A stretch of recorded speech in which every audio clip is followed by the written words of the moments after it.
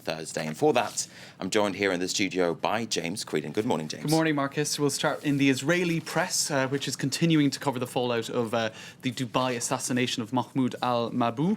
And in the Haaretz, the editorial is saying that there are troubling questions coming out of Dubai.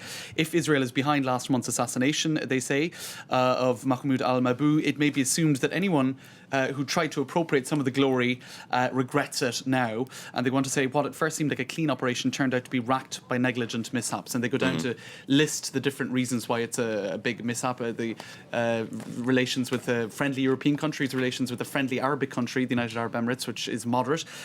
So very critical. And if we move to another article in Haaretz by Gideon Levy, he's a columnist, he says, assuming that Mossad was involved, do we really want to live in a country with death squads that send the cream of its youth to suffocate people in hotel rooms with pillows, with the approval of the Prime Minister? This is, of course, his opinion. What do these liquidators tell their children when they get home at night? That today they killed somebody with a pillow? What do they say when they look at themselves in the mirror? That all's fair and right in the war on terror?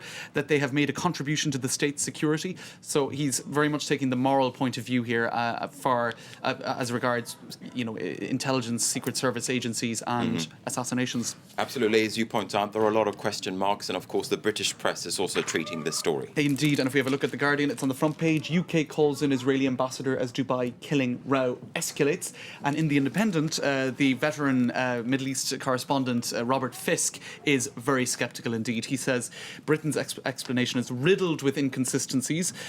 He said he's more or less pointing the finger at European countries and not saying it as a fact, but suspecting that there was collusion involved.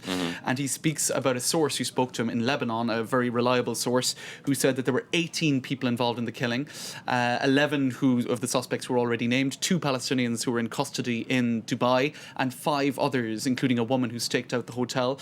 This source also told him that the command room for the operation was in Austria, according to him, and apparently all of the communications between these 11 plus assassins went through this control room in Austria.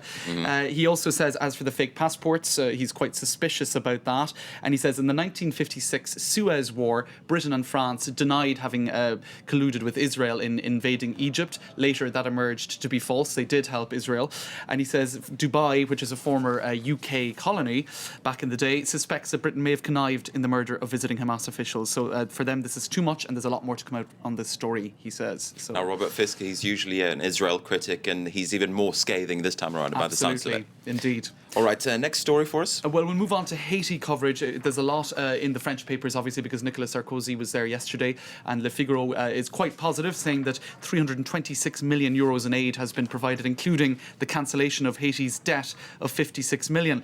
Now, if we move to Haïti Liberté, or Haiti Freedom, it's a very left-wing expat Haitian paper printed in Brooklyn, but also in Port-au-Prince, and they say that really there's a lot of neo-colonialism involved with France, Canada and the United States. So they're not exactly welcoming of Nicolas Sarkozy for his trip. And they talk about the slave trade, which France was involved in. They talk about the coup d'etat, where a legitimate President Aristide was deposed or overthrown. So they're extremely critical. And they are also talking about France repaying the debt for Haiti's independence, for France recognizing Haiti's independence. The buzzword there is restitution, and that's 21 billion euros that Haitians think that France should pay them back for recognising their independence back in the day. So very critical. We're going to move on to the next story, which is a very important story here for French people. Pinot Noir. Yes, Pinot Noir. Indeed. If we have a look at this headline in The Guardian, it's amazing. Ce n'est pas Pinot Noir. It's not Pinot Noir. Ian J. Gallo conned into buying cheap plonk from French vineyards. This is an amazing story. And it's actually, I think it's fair to say, it's probably the most, the biggest scandal to hit the French wine industry in some time. They apparently... the exporters in the south of France were calling cheap Shiraz and Merlot berries Pinot Noir, and they were exporting it under the label of Pinot Noir with a €7 million profit apparently from that.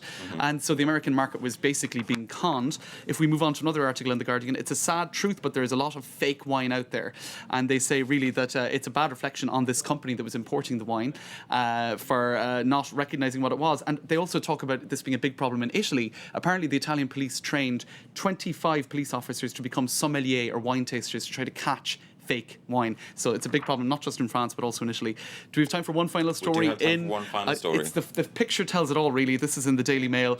Kay Burley, who is a news presenter in the UK, made a bit of a mess yesterday because Joe Biden had ash on his forehead for the Catholic Ash Wednesday celebrations, and she thought it was a bruise. So she was saying, "Oh, what's all this about Joe Biden? Does he have a bruise on his forehead?" When she was corrected, she made her error even worse, according to the Daily Mail, by saying, "I've said 3 Hail Marys, everything is going to be fine." So Kate Burley, well, I mean, I don't think it's that serious. Kay Burley trying to make up some ground there. For accusing Joe Biden of... Well, it's fairly harmless at the end of the day, I suppose. It is, and he didn't get a punch into the forehead. It is just a little bit of ash. All right, our colleagues in Sky News and Hot Water, thanks very much, James Queenan, for bringing us the press review today. Still to come here on the Morning Edition. After the break, I'm